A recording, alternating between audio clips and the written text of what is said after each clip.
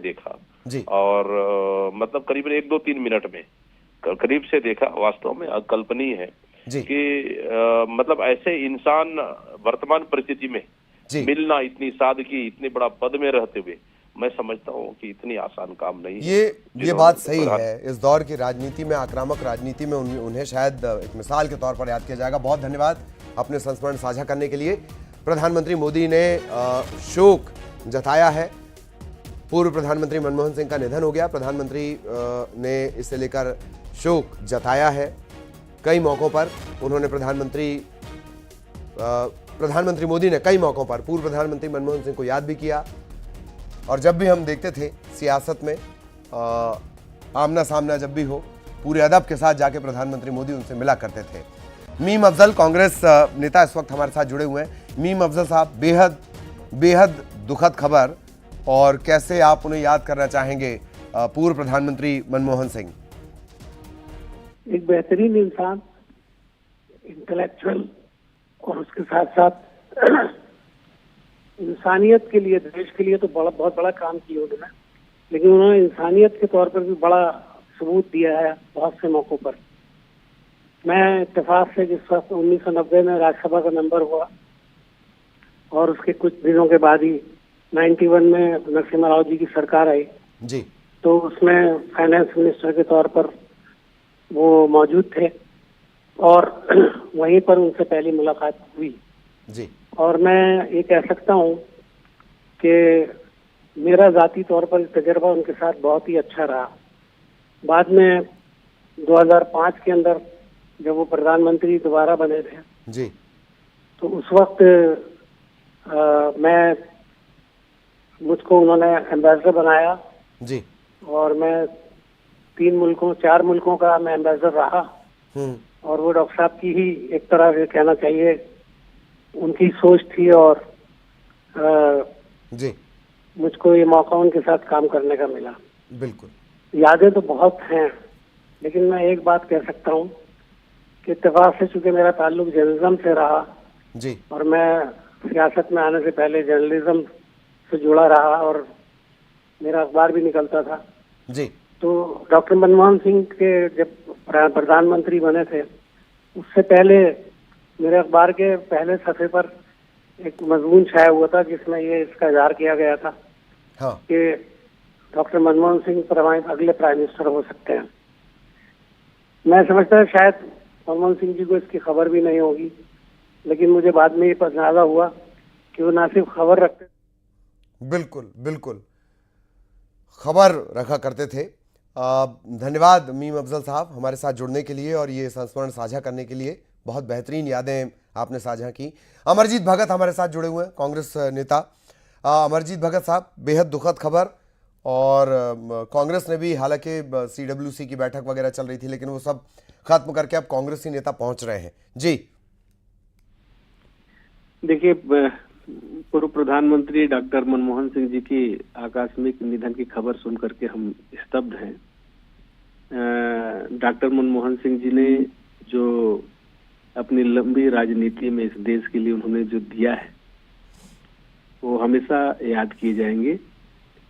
जब नरसिम्हा राव जी प्रधानमंत्री थे और वित्त मंत्री का उनके पास प्रभार था, उस समय भारत की अर्थव्यवस्था डगमगा गई थी और ऐसे समय में उनको प्रभार दिया गया था और उन्होंने जो पॉलिसी तैयार किया उससे एक हम कह सकते हैं कि देश और दुनिया का जो उन्होंने रास्ता खोला भारत के लिए, व्यापार के लिए, और भारत की अर्थव्यवस्था को नई ऊंचाई तक पहुंचाने का जो उन्होंने काम किया है, भारत हमेशा उनको याद करेगा। उनके कुशल नेतृत्व में, उनके प्रधानमंत्रित्व काल में उन्होंने फॉरेस्ट राइट एक्ट दिया, जिससे सुदूर अंचल में, आदिवासी अंचल में, जंगल पहाड़ों में रहने वाले लोगों के लिए जहां वो रहते थे उनके पास राइट्स नहीं था, उनके जमीन का मालिकाना हक दिया, उनको व्यवस्थापन दिया, उनके जमीन का अधिकार दिया। वो उस रूप में आदिवासी क्षेत्र में हमेशा वो याद किए जाएंगे। जिस उनके नेतृत्व में ही खाद्य सुरक्षा कानून के रूप में आज हिंदुस्तान में जो लोगों को चावल खाद्यान्न के रूप में मिल रहा है वो नरसिम्हा राव जी की ही देन है। और जो स्कूलों में जो मध्याह्न भोजन मिल रहे हैं, जो गरीब तबके के बच्चे को दोपहर में जो मध्याह्न भोजन मिलता है वो भी उन्हीं का देन रहा। और जो राइट फॉर एजुकेशन, जो शिक्षा का अधिकार उन्होंने दिया, ये तमाम सारे जो कदम है जो उन्हीं के नेतृत्व में हिंदुस्तान को मिला है। आज हम देखेंगे कि सभी अंचल में जो एक प्रगति हुई है, अर्थव्यवस्था को मजबूत करने से लेकर के एक नागरिक को उनका हक और अधिकार दिलाने तक का राइट्स जो उन्होंने दिलाया है, इस रूप में हमेशा डॉक्टर मनमोहन सिंह जी याद किए जाएंगे।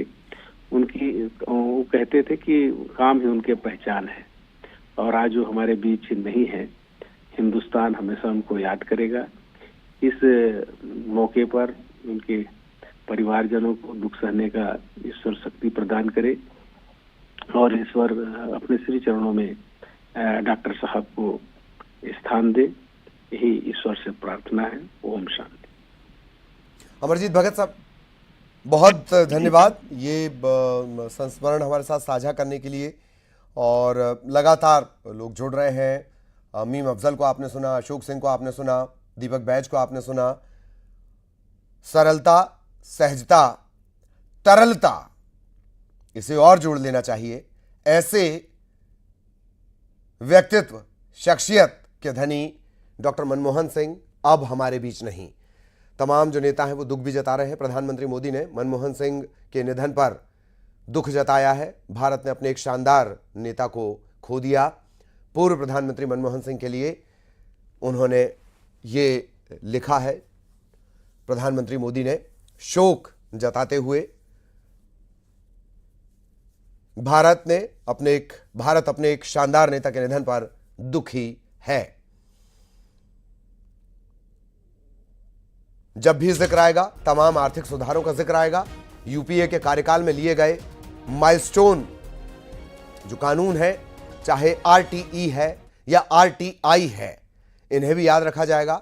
एक तरफ आर्थिक मोर्चे पर देश की बागडोर बतौर वित्त मंत्री उस वक्त संभालना जब नैया डगमग कर रही हो, संकट सामने हो, और उसके बाद बतौर प्रधानमंत्री कमान संभालना, सामाजिक सुधारों से जुड़े बड़े फैसले, बड़े कानून उनके दौर में प्रधानमंत्री रहते हुए सामने आए। प्रधानमंत्री मोदी ने इसे लेकर ट्वीट भी किया है, दुख जताया है।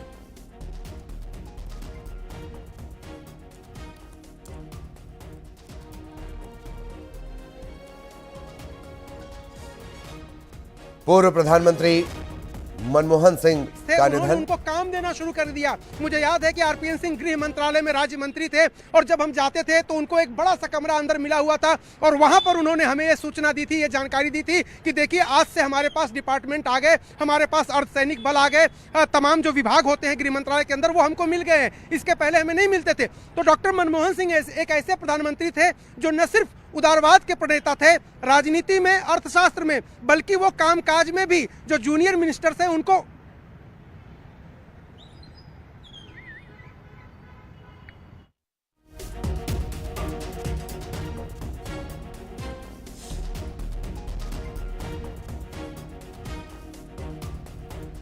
तो लगातार